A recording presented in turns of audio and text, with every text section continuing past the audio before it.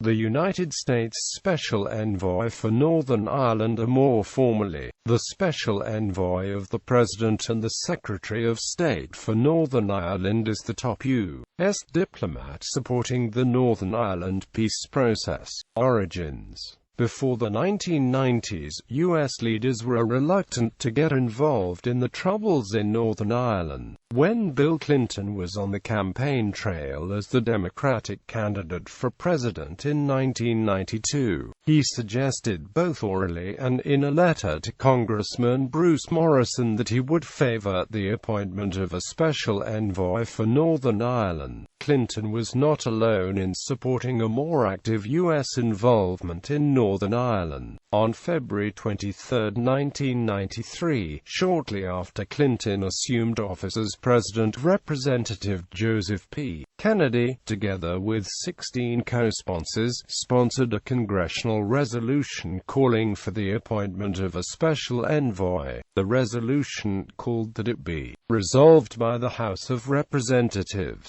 that it is the sense of the Congress that the President should appoint a special envoy who will be personally and actively involved in bringing about a solution to the present conflict in Northern Ireland, including encouraging and facilitating negotiations among all parties to the conflict who agree to end the use of violence. However, the proposed resolution initially came to nothing. Nevertheless, Clinton discussed the prospect of appointing a special envoy with the Irish Premier, Albert Reynolds, when the two leaders first met on St. Patrick's Day in 1993.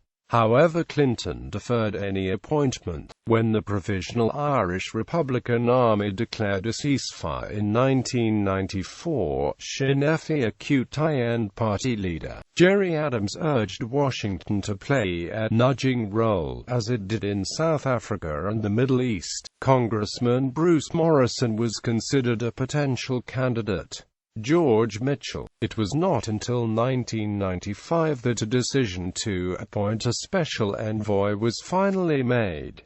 The announcement of the appointment of former U.S. Senator George J. Mitchell as special envoy initially infuriated the British government. Mitchell was recognized as being more than a token envoy but someone representing a president with a deeper interest in events. However, around the time of Mitchell's appointment, it was agreed with both the Prime Minister of the United Kingdom John Major and Taoiseach John Bruton that Mitchell would chair an international commission on disarmament of paramilitary groups.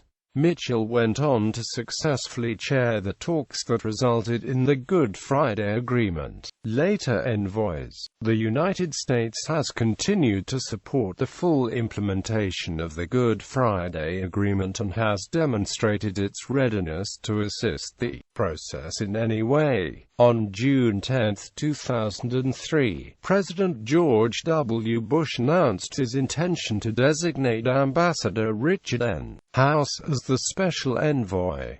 House was an active envoy. In 2001, within a week of the September 11 attacks, House warned Irish Republicans that the suspected links between the IRA and Colombian terrorist groups could have potentially serious consequences for the role of the United States in the peace process. Later, House attacked then-Ulster Unionist Party leader David Trimble for setting a deadline for pulling out of power sharing, accusing him of adding to a sense of crisis. Later, Mitchell Rees was appointed as the special envoy, at the invitation of the British and Irish governments. Special envoy Rees participated in the peace process negotiations that took place at Leeds Castle in 2004. On February 15, 2007, Paula Dobriansky, U.S. Undersecretary for Democracy and Global Affairs at the State Department, was designated the U.S. envoy for Northern Ireland. The transition from the former special envoy, Ambassador Mitchell Rees, took place on February 15, 2007. In February 2008, Special Envoy Dobriansky led a trade mission to Belfast. Currently the envoy is former Colorado Senator Gary Hart. Each of the special envoys has periodically reported to U.S. congressional committees on their activities and the status of the Northern Ireland peace process and other matters concerning Northern Ireland. Future. The United States has at times contemplated whether to terminate the position of U.S. Special Envoy for Northern Ireland. In 2001, then U.S. Secretary of State Colin Powell stated in response to questions that, "It is not yet clear whether a special Northern Ireland envoy, such as the role played by former Senator George Mitchell, will be appointed, but the State Department will identify someone in the department to take on as a primary additional duty, serving in a communication role. If the situation moves in a way that suggests it takes that kind of high-level special envoy involvement."